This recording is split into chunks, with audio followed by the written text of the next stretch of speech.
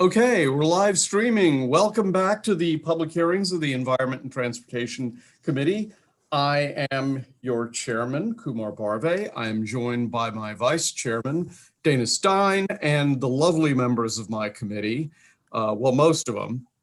So in any case, let's first announce the order of the bills. It's going to be in numeric order. First bill will be House Bill 801, offered by Delegate Clark. House Bill 802, also by Delegate Clark. House Bill 1160, the Calvert County delegation. And we wind up with House Bill 94, the Dorchester County delegation. And that is the last of our four bills. So, okay. So Delegate Clark, you got 2 minutes. Tell us what House Bill 801 is all about.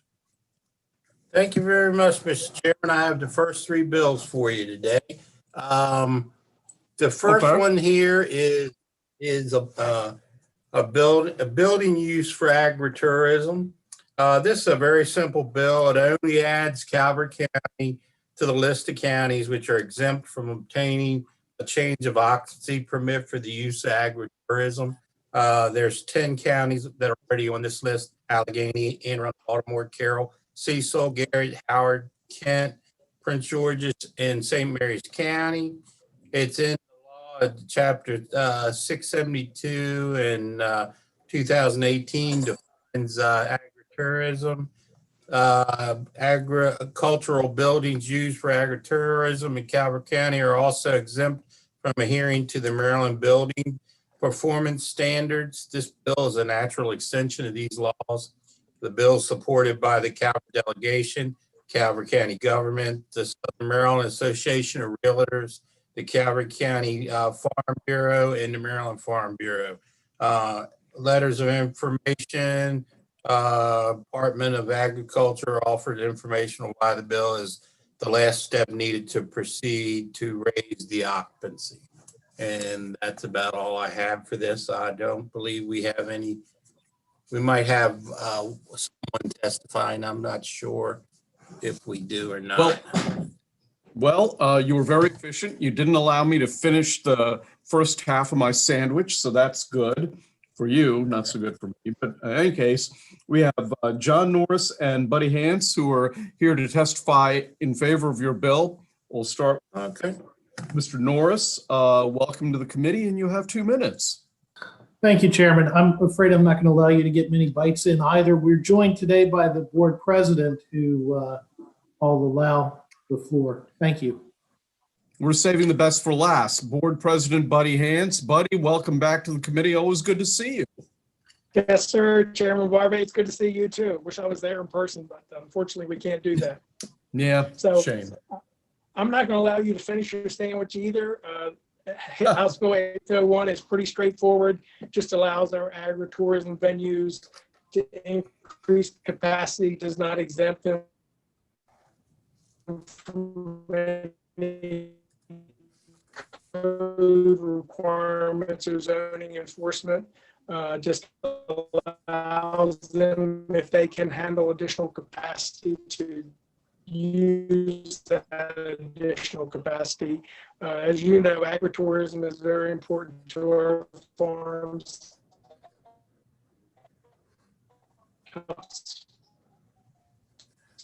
Well, Delegate Clark, you're good. Some additional revenue to keep our farms sustainable into the future. So I would ask for committee support for HB 801. Thank you.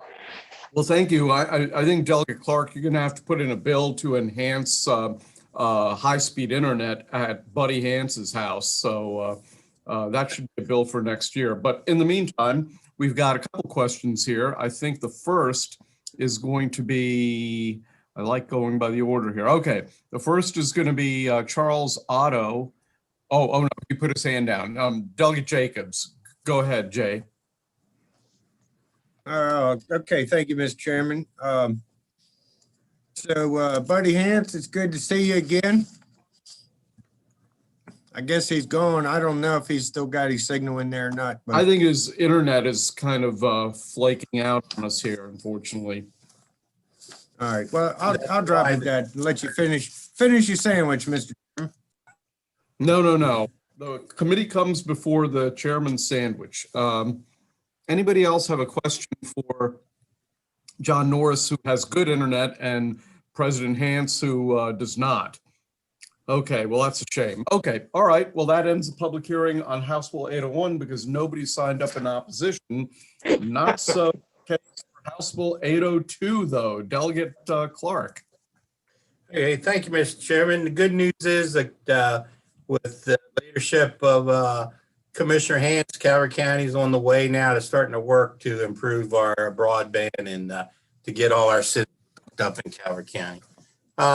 This Okay, next good. bill is HB 802, and it's just for a local bill for Calvert County. Unfortunately, for some folks on the committee, it's a Sunday hunting bill. This bill adds Calvert County to the list of counties that permit game, bird, and mammal hunting on Sunday. The bill has one amendment to it at this point in time, and that is moving provision of public lands on page 5. The amendment is loaded on the floor system. Therefore, the bill only permits Sunday hunting on private land, and that is the extent of the bill. Good. Okay, let's hear from John Norris and Buddy Hance in that order. John, take it away. Thank you, Chairman. Thank you, members of the committee. This is with the amendment, the Board of County Commissioners did vote to support this bill. And if there are any questions, I'd be happy to answer them. Otherwise, I'm going to turn the floor over to our president, who's back. President Hance, I hope your internet's better right now. Apparently not. You got to unmute yourself, buddy. No, he's that unmuted, better? I think. Yeah, It we're just says trying bad to try it switch again. over to a different computer. Maybe he could turn off his video That's and Yeah. we can hear him.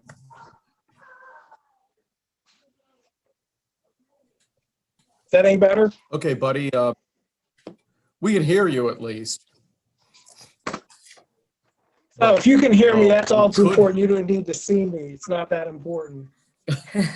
Okay, well, So, go ahead. so I'm still president of the County Board of Commissioners and here today in support of House Bill 802 to extend Sunday hunting in Calvert County. As most of you know, my real life, I'm on life damage, mostly from deer. So today we need every toolbox that we can get in our toolbox to reduce that population. And today there's a different culture of hunters. Hunters don't take off vacations and hunt like they used to. They lead very busy lives. And so several years ago, we opened up Sunday hunting for about half the Sundays during the season. We've had no issues. So now we're just asking to extend that to all Sundays that are eligible during the regular hunting season because it allows our hunters an extra opportunity. If we have bad weather on a Saturday, it gives them that Sunday another opportunity to go out and harvest some deer. When I was Secretary of Agriculture, traveling around the state, I learned how bad the deer population was across the state. And at that time, damage was estimated to be in the $10 million to $11 million range. So it is very important for farmers. And we did propose one small amendment. There is some language in the back of the bill that talks about adding public lands. We would rather have Calvert removed from that list. And if at some point in the future there was discussion about public lands, we'd rather have that discussion at this time. So we would like this extension to be only on private lands. I'm happy to answer any questions if you can still hear me. Thank you. Yeah, well, Delegate Jacobs has a question, I think. Yeah, Jay? Well, I had it on the last bill, but that's all right. But it's good to see, well, it was good to see you, but it is good to hear you. Now, which tutoring are you talking about? With the high school student? What? You're much, Okay. But Anthony can't talk to you any other time? I had a question on the last bill, but that's all right. What Okay, time are that's you meeting good. with Mrs. Prather? Any other David, you're questions? not muted. Any other questions for John Norris or Buddy Hance?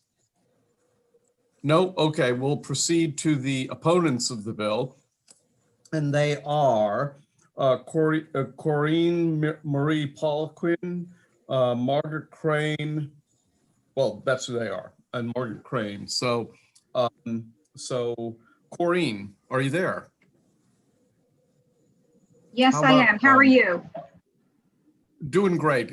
Please, welcome back to the committee. Please proceed. Thank you. My name is Corinne Marie Poliquin. I am here on behalf of the Maryland Horse Council today. One thing that I do want to point out, and we did submit written testimony, and there's quite a bit of information in terms of data in there, but the Maryland Horse Council does not oppose hunting in any way, shape, or form. We allow hunting on some of our farms. However, we do want to advocate for shared use of the trails. There are some 30,000 Marylanders that have horses in that trail ride in the state of Maryland. And we would just like to see if we can get one day a week where we don't have to have concerns with running into hunters when we ride. And I think that that's just the primary point that we want to bring forward, is that we just want to work with hunters and have one day to do our thing, if that is at all possible. The written testimony, I think, provides all of the statistical data in terms of, the percentages of riders versus hunters.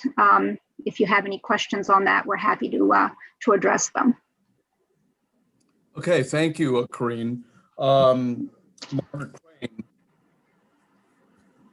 Yes. Is Margaret Crane with us? Yes, Oh, great. I am. I'm Buddy's neighbor, so I equally have terrible internet. Okay. So I'm going to leave my screen off, because despite the fact the internet comes right to the edge of my property, they want $16,000 to run it across my farm, which I would say is unreasonable, but that's a topic for another day. I oppose this. As Buddy knows, and as Jerry knows, I have a foot pack known as the Hillsbridge Beagles. Outdoors Maryland did a special on the pack, and the special actually won an Emmy. What makes the Hillsbridge Beagles special is that you don't need any special gear or skill to come out with us. You just come out with us and you get to enjoy the beauty of the amazing landscape that Southern Maryland has to offer. Like the Maryland Horse Council, I am not at all opposed to hunting. As a matter of fact, I buy hunting licenses, even though I don't shoot. I also encourage my members to buy hunting licenses. I allow deer hunting on my farm.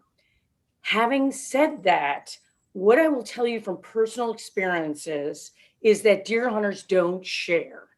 And to echo the sentiments that Corinne made, if you run across deer hunters in the woods, they will tell you unequivocally that you can't walk, beagle, bird watch, disturb the countryside in any way, or they will never see a deer. And that's simply not the case. So I'm troubled by this bill, because I think it picks winners and losers. The losers in this case, if the bill is passed, is anyone else that wants to use the resource, because deer hunters don't share. And we all need to get out there, especially during COVID, to enjoy the outdoors and the community of others. I submitted written testimony that also goes into greater detail. All right, thank you very much. We do have some questions. The first will be to Delegate Ampry, and followed by, following that, Delegate Love. So Delegate Ampry. Thank you, Mr. Chair. My questions are for those in opposition of the bill, just trying to get a better understanding of the frequency of how often riders or people who are enjoying the landscape interact with hunters. Are the trails and things in the same spaces? Just trying to get a better understanding of the true frequency of how often it occurs that you interact with a hunter when you're enjoying the nature. Corinne, do you want to go first? Or do you want me to go first? Either way, go ahead. So I'm out every week, and I will tell you that I regularly come in contact with hunters, both on public and private land. And my followers range in age from little kids, teenagers, older people. They run the whole gamut. And sometimes the interactions are pleasant, and a lot of times they're simply not pleasant because, as I said, deer hunters are, for whatever reason, convinced that if anybody goes into the woods but them, the deer will never come back. And that's simply not the case. And the studies prove that. Yeah, and to echo that, what we do when we trail ride is we avoid hunting days, okay, to minimize that impact.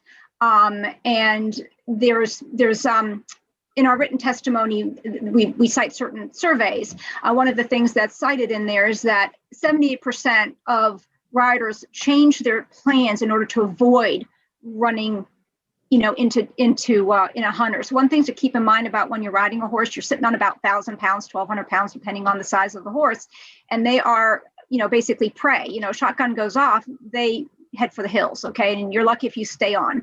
Not only that, but I do not know why my horse looks like a deer, to some people from a distance, so there is that. But there are DNR does have incident reports that you can look at for more detail, or if you'd like that, that they can provide or we can provide for you. But the bottom line, I suppose, is that when deer hunting is allowed, we avoid going out. That's what we do, because I have orange gear from head to tail, but I still avoid going out if I can. And right up to now, Sunday was my only safe day, and it's no longer really true. The public-private land is not really a great distinction, because I have had more problems from my neighbors hunting on her private property than I have had on the trails, because some properties are just small. They're contiguous to public land. So that's not necessarily the best solution, because unfortunately bullets just travel. I mean, they just do beyond property lines.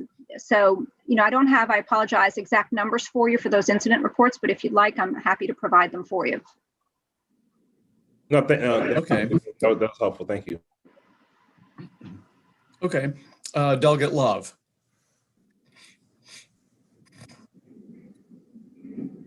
Sarah, you need to unmute yourself. Thank you, Mr. Chair. I'm just curious whether there's been any type of public hearing in Calvert County on this bill. I would defer to John Norris or Buddy on that, because I haven't been involved in local government now for about 5 or 6 years. So, John or Buddy, do you want to address that? I'd be happy to, Mr. Chairman. John Norris, County Attorney. This was discussed in public session with the board, and a lot of these same issues came up, which is one of the reasons the board was not willing to support the public land hunting on Sundays at this time. The board felt that private property owners can manage who is using their private properties, and certainly my family we've traced ourselves back to 1652, and I grew up on a 300-acre farm, and all the hunters that ever hunted there knew where the boundaries were and knew where to track their shots. But I'll defer to the president if he has anything additional he wishes to add. Mr. Chair, if I can follow up on what Mr. Norris just said. Sure, go ahead. When you say it was subject at a public hearing, were members of the public notified and invited to testify, or was it just something that was, the public could watch? It was an agenda item for the Board of County Commissioners on Tuesdays, and we do have public comment. Even during COVID times, we publish with our weekly agenda a telephone number for people to call in and participate by telephone. And there have been no comments, to my knowledge, that came in, certainly during that meeting, because I was there the full time, but even since, at least by email. So I haven't heard any. Thank you. Okay. Okay, Delegate Lehman, and then I guess Clark, and then Terraza. Delegate Clark, I'm just curious, how can I ask this? These Sunday hunting bills, yours in particular, are these being done because other counties have done them? Are they, it seems endless. And I know because they're specific to certain types of, often they're specific, if not always, to specific types of game. Why is this being done and why now? Some of it comes from the agricultural community because we have so many deer that they're destroying the crops, the soybeans and the corn, and the farmers lose a lot of money from that. It is what the vast majority of it is coming from. And you do have some recreational people that like to deer hunt that have kids and families that have soccer and football practice and stuff on Saturdays, and Sundays is a better day for them to be able to go out and hunt or take their sons and in some cases daughters out to hunt too. And I must say, and I think that Buddy or John Norris could answer this for us. So I know in Calvert County, we have, or we were working on when I was on the board, a park, a fairly large sized park that the county owned with horse trails and things on it that were part of a public facility for horseback riding. And that was going to be my question to them, is just how far along have they gotten with that over the years, and kind of in the middle of the county where it's pretty convenient to everyone. But that would be my answer to it. It's just refining it so that we can continue to manage the deer population. So thank you for that. I think this question maybe is for Mr. Norris, and I am asking this, out of total seriousness, because we did hear that argument from, I believe it was Queen Anne's last year, about, it was someone that actually came in and said, use that reasoning that, well, families are so busy on Saturdays with kids and soccer and sports and all this extracurricular stuff. Has anyone ever seriously considered swapping Saturday for Sunday? Like, if you really have to have Sunday, then how about giving up Saturday? How about not hunting on Saturday then? I mean, in all seriousness, why is that not fair? To the extent I can answer that question, I'm not sure that I'm the best person to answer that question. I think the alternative that's on the books today is to follow the other counties and offer now Sunday hunting. Right. The other option is to go to the Department of Natural Resources and ask for a crop damage permit, so that the property owner would no longer be bound by the seasons, and which would open up the entire year, perhaps, to hunting if that permit were granted. So of the two options, either follow the leadership of other counties and open Sundays, or have folks apply to DNR for crop damage and open up the entire year. I think this was seen as the rational step. But as far as swapping Saturday for Sunday, I'm really not the best person to answer that question. That would be a policy decision by the Board of County Commissioners to request something like that. But it would still have to come through the General Assembly, I would assume. No? To ban it on Saturday instead of Sunday, right? It would still require state action. Okay. My last question, Delegate Clark, is just to understand along the lines of what Delegate Love asked about a local hearing. Does your delegation not require local bills to be heard either back in Calvert or here in Annapolis? That's what we do in Prince George's. We have to have. Well, we have. What we do is the Board of County Commissioners has a weekly meeting and they have public comment and they publish their agenda. But we also have every year we have a legislative public hearing where all the bills for the year are laid out and presented from the Board of County Commissioners to the delegation. Usually, I think Calvert County, we only had like 3 bills this year. It's not like some of the bigger counties that have, sheets and sheets of bills that, thing. In Calvert County, it's usually no more than 4 or 5 in any given year. Okay. You got to remember, Calvert County is 40 miles long and 2 or 3 miles wide at its widest point, and our population is a lot smaller. And all we're looking for here is, the board is looking for, is some local courtesy. It was their decision that they wanted to support this and bring it forward. And it's my job to do that. Okay, Delegate Terraza. Oh, I thought Delegate Clark. Oh, Jerry, did you want to ask us some questions? I don't really. I wanted to make as much of a comment as a question.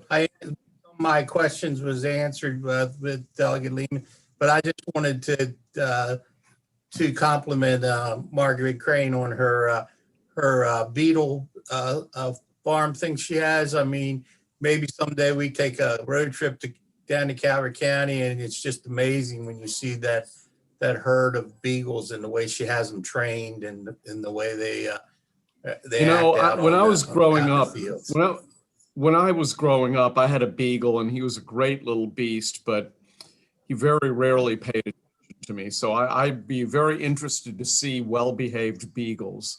Margaret's the person to say. Yeah. Okay. Delegate Terraza. Thank you, Mr. Chairman. And I preface this with, this is probably a question I should have asked each time these come up. I share Delegate Lehman's concerns about these. Well, one, I just wanted to make sure that I don't know where we left things with the incident report, but I would like to see incident reports. And it really isn't about Calvert County versus any other county. I just would like to see those if that's possible. And then I guess, I realized from Mr. Norris's answer that there are worse options that could be suggested, but I guess I am really curious why none of these, and I understand other counties have done the same thing, so I'm not trying to pick on Calvert County whatsoever, but those who've seen, I've objected to all of these, so it's not about Calvert County, like I said, but I do wonder why we can't find another day if Sunday is not the right day. And I guess my question hasn't that been considered, but I sort of been answered.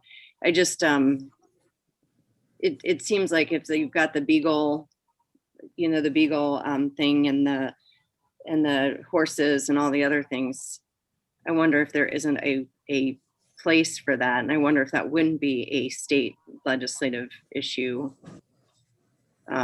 If this weren't a local courtesy bill, but we keep seeing these over and over and over again. I just wonder why that isn't a consideration. So isn't that so kind of question? I'm not really sure if it's a question or not, but that's. It actually was not a question, but. It's kind of full of questions. I could have asked them all. If you'd like to comment on it, I'll allow that because go ahead. That was it. Thank you. Or Margaret. Well, yeah, I mean, if I could just, I mean, we would take Saturday. I also have a busy life. I also have kids. I also have to take them places. So, I mean, I work around it, as I have to. If I get Saturdays instead of Sundays, I'll just rework my schedule. But we would like to have one day, is what we're trying to do. Now, DMPs might perhaps work better because that would prevent the hunters on private property that don't need to be there for crop management. We have crops. I have soybean, and you should see it at night. I mean, there are like 100 of them on there. I have very well fed deer on my property. Let me just say that. So it's possible that, a different combination of solutions might work better to allow, because DMPs are, like I said, at least my opinion, perhaps Mr. Norris has a different data. There aren't as many DMPs as there are people that just generally hunt. that's a smaller percentage. And when you have a 300-acre farm as well, I'm less at risk when I'm riding on the edges. It's my neighbor who has 6 or 7 acres who allows people to hunt there, who then chases his deer that he doesn't get on the first shot across my field and then spooks my horses while I'm on it. So that, you know, that's more of a concern. And that person is not doing it for deer management for crop damage because it's a wooded lot. Okay, we just have this spot at the very bottom where they just love to be. So, you know, perhaps in following up on Delegate Teresa's comments, you know, at least the Horse Council would be happy to see if we could work out a statewide compromise that would work for all parties, recognizing that the hunters are not the only parties involved and not the only parties that want to use our public resources. And I think also, sorry, I think also, and I forget what it is, it's like 20% of deer kills are on Sundays. So, I mean, the DNR does have these statistics that you can look at. Sorry. Go ahead, Margaret. Yes, if I could just, one point of clarification, there has always been the option that you could get damage permits. I've gotten damage permits on my property when I get too much deer on my property because I also have crops. So it's not an either or. The issue is this bill literally gives the deer hunters 100% control, and the rest of us have to just tiptoe around them. So I fully support Ms. Lehman's position that we need to share these resources. If we want young people and older people of all ages to get outside, off the screen, right? Off the screen, outside, we have to make these resources accessible, and they're not if the deer hunters control them. In my exact example, there's a 5-acre parcel that's a ravine. They shoot from the ravine into my property. That's terrifying. I'm not going to put somebody in harm's way that way. I regularly work the beagles on Sunday with the point of not disturbing the deer hunters. If they take that away from me, I don't have anything left. And I really think I'm a great alternative to get people outside that don't need to kill things. I'm not against hunting. I am pro hunting, but I think we have to share the resource. I also want to say that when the Horse Council alerted me to this bill, and then I started working my network in Calvert County, no one was aware of this legislation. It wasn't readily broadcast in the community, and people were incensed. But unfortunately, by the time I learned about it, people weren't able to take off from work to testify. But I literally had at least 15 or 20 people that I personally spoke to that weren't aware of the legislation and were very disturbed about the impact it would have to their ability to get outside, walk, ride, hike, beagle, do all the things they love to do. And for clarity, I believe there's 9 Sundays currently allowed. We would go to 52. Right.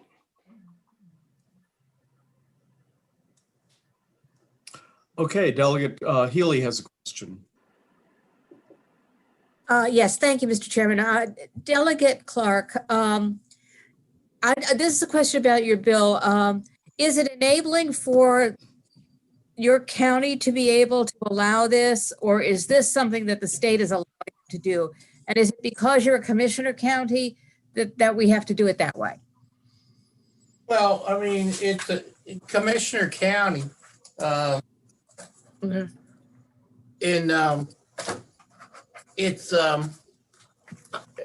don't think it's necessarily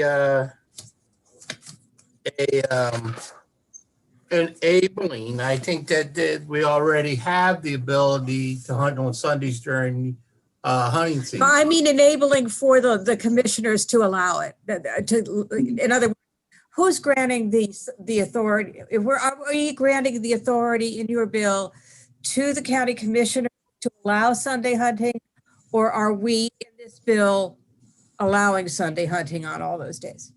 I think that we would be allowing it in the DNR regulations. Okay, that was my question. Just Thank my you very opinion. much. The county attorney may be able to clarify that a little bit better. Oh, that would be good. Mr. Norris, can you answer that? Absolutely. This is a state enactment of the Department of Natural Resources article. So it is the state allowing the action to occur or not, depending on the decision. It is not enabling legislation. The county commissioners who take up their local bills in September, make a decision on them in October, and then present them to the delegation in November or December. That's how we get our enabling legislation before the delegation.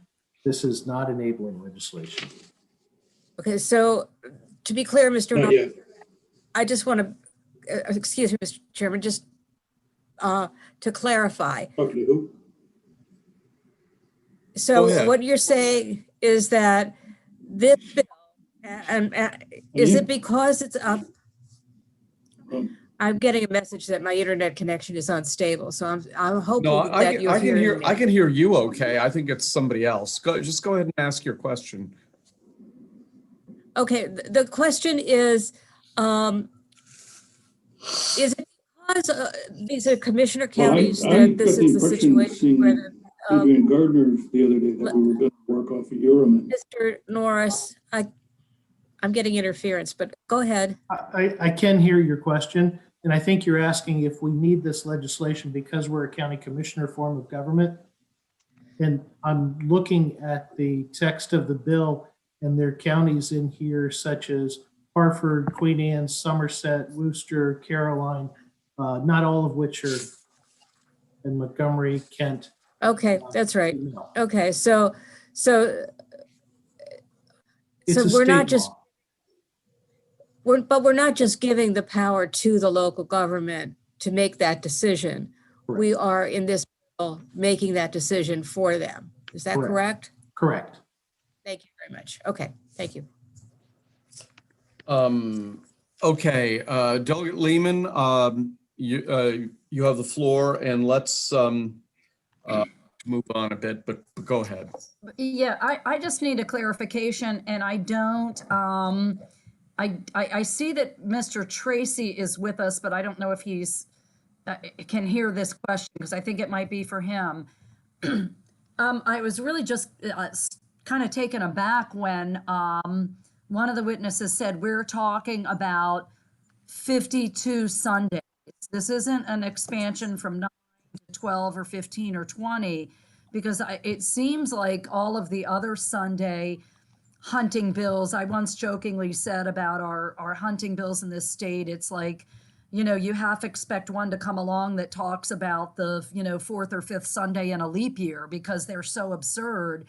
But I don't think any of the other ones we've considered for various types of game on Sundays have expanded it to the entire calendar year. Am I wrong about that, Mr. Tracy?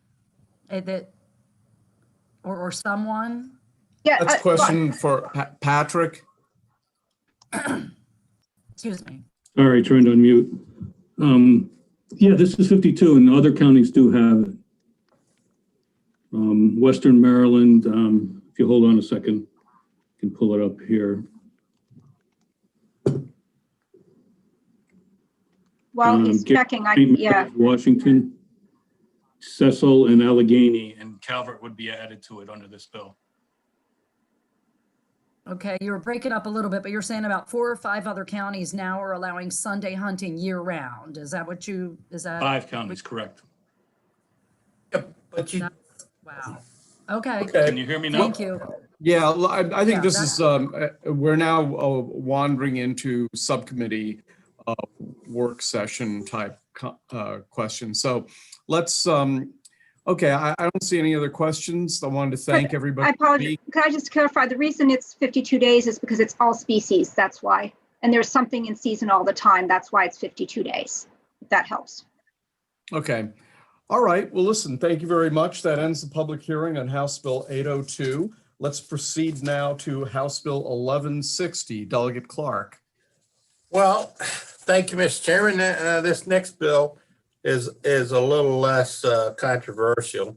The next bill we have is HB 1160. And it's for Calvert County to have the ability to have long-term contracts for cell towers, leases. This bill authorizes Calvert County to enter into a contract for a cellular tower lease, including also including on water towers, if the initial term is not more than 20 years. The county is currently updating its 911 public safety communications, replacing 5 current towers, adding 4 new ones, utilizing 4 water tanks, utilizing 2 state tower sites for a total of 15 sites. Completion is expected in this year. The county will own its communications towers at the completion of the project. The bill will allow the county to lease space on the towers. Due to the nature of the cellular leasing business, which is based in part on the cost of installation, the terms of the lease contracts are advised to be not less than 20 years. So for the county to be able to improve its public safety communications, and we have a lot of valleys and gullies in Calvert County and low spots and high spots where for years we've had significant drop off in communications to our sheriff's department and our first responders. We have a few years back, we initiated a rather aggressive and costly fix the communication system, and the decision was made to build and own our own towers and to recoup some of that money back into the county coffers for the citizens of Calvert County. One of the things we do there, they want to be able to do there is to lease space on these towers and water towers so that we can have a yearly income coming back in off of the towers to help to offset some of the prices.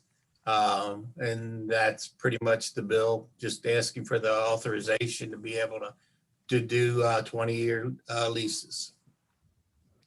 Wow, you didn't have, okay. All right, thank you. Mr. Norris, well, welcome back. Please give us your testimony. Sure. Thank you, Chairman and members of the committee. John Norris, County Attorney for Calvert.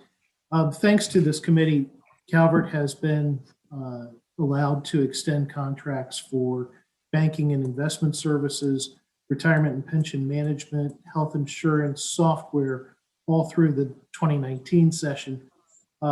As the county's project for extending its 911 and enhancing its 911 system was progressing, we saw that these towers are going to have a lot of extra space, and we certainly don't want to see a proliferation of towers through the countryside.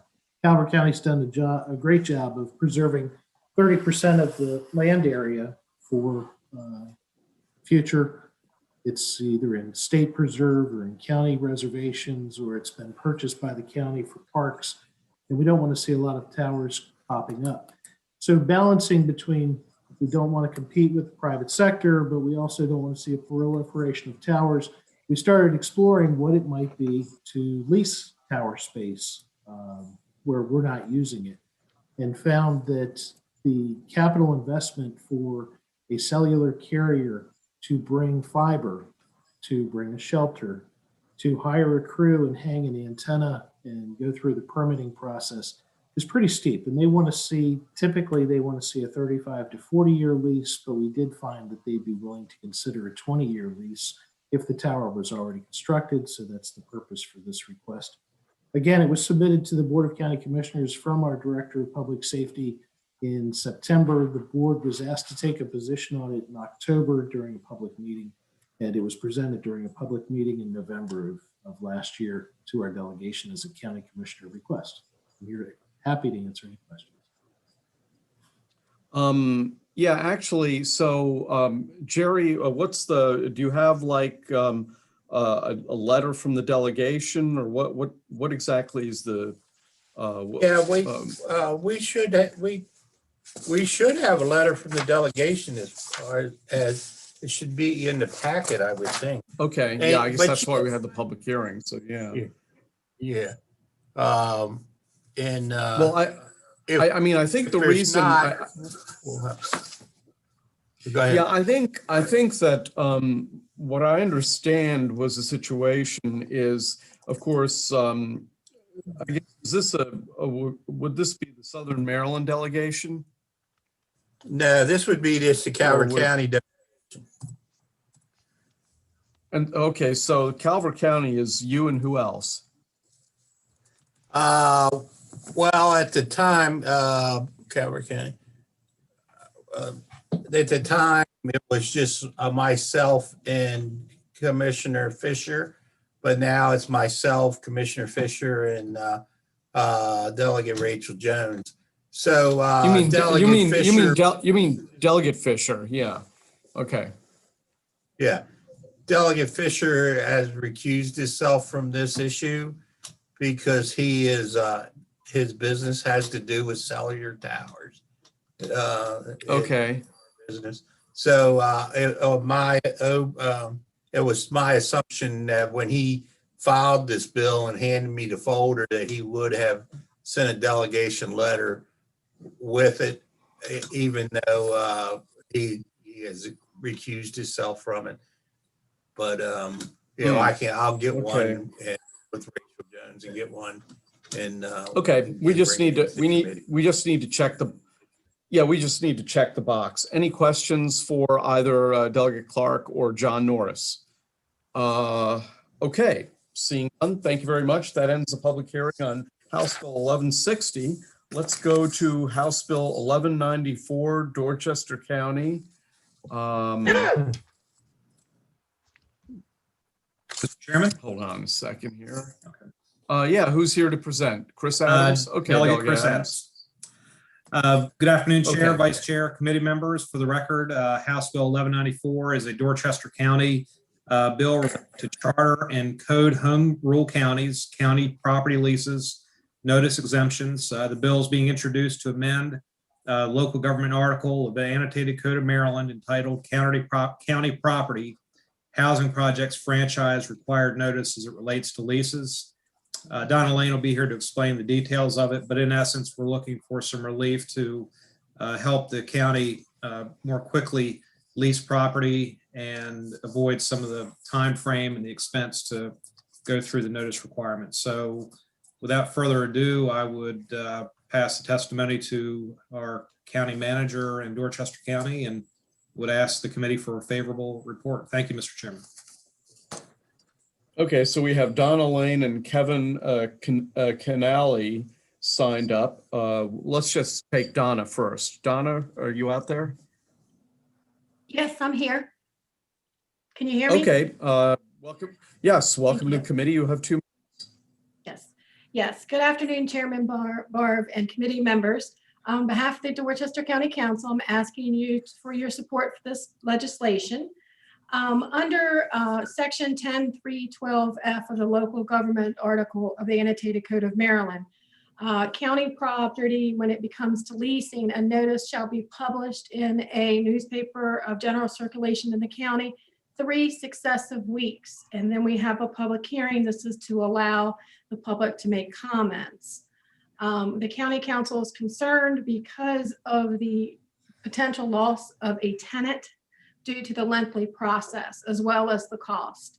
For instance, a public hearing notice, we have to do, like I said, 3 successive weeks. Each ad is $200 approximately, and that's $600 for each lease. Some leases are for $0 or $1 a year. We have a lease with the Veterans Office here in the Dorchester County Office Building for $0 because we want the veterans to use this facility because the nearest one is in Easton. And then we've had at least one incident where we had somebody who was going into an office in the airport and they had a certain time they had to be out. Unfortunately, because of the advertising process, it could be 6 weeks before they receive a response to the request. By that time, this gentleman left the county, took his business, and took some employees with him. So we lost a business. Some airport office space in the terminal is for monthly or yearly basis. There are times in the month and a year, we'll have 2 or 3 tenants for the same space.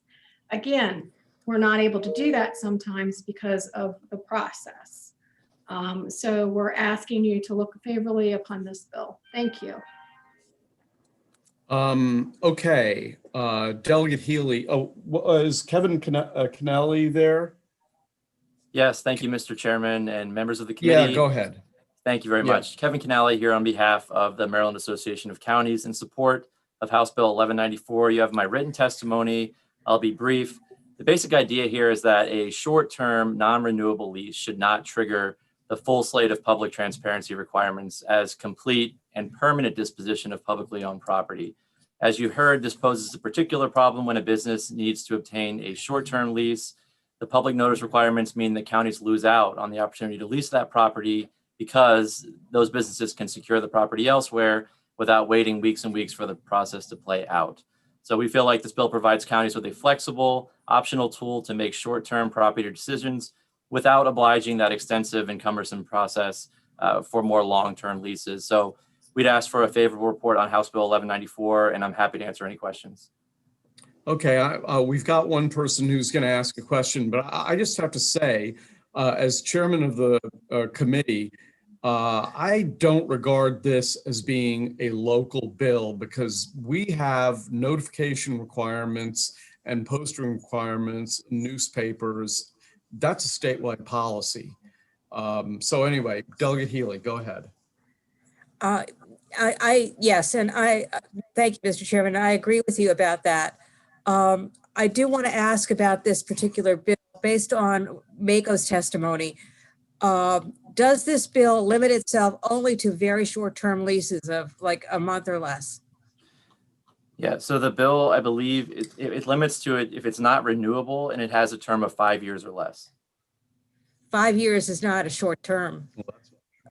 You know, I mean, if it was a month, because the examples that were given were people that were, you know, they couldn't wait for something to be published and have public comment, which takes maybe a month.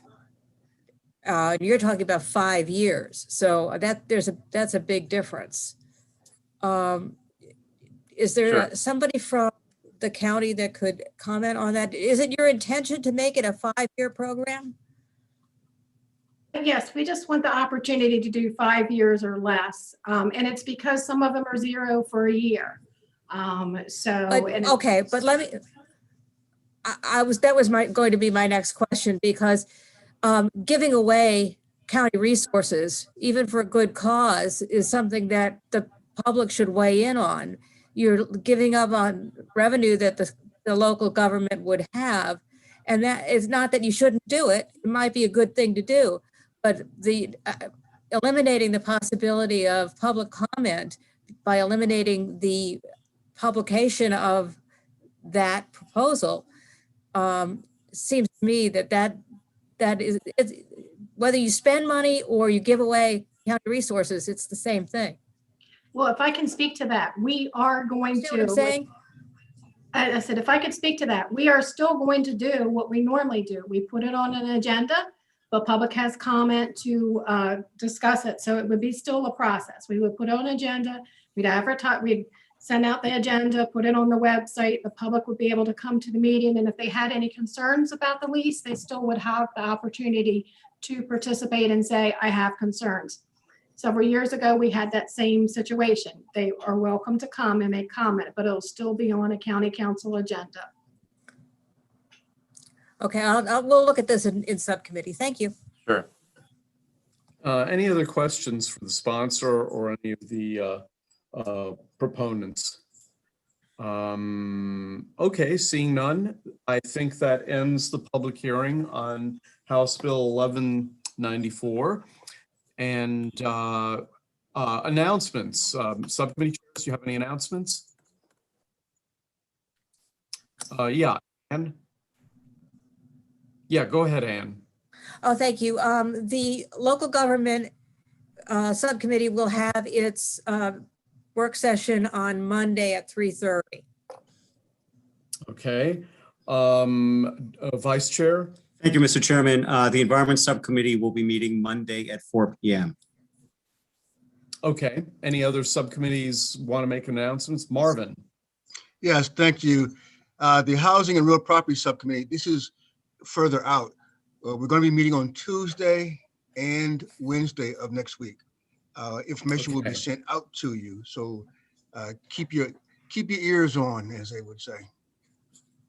Who says that? I never. They.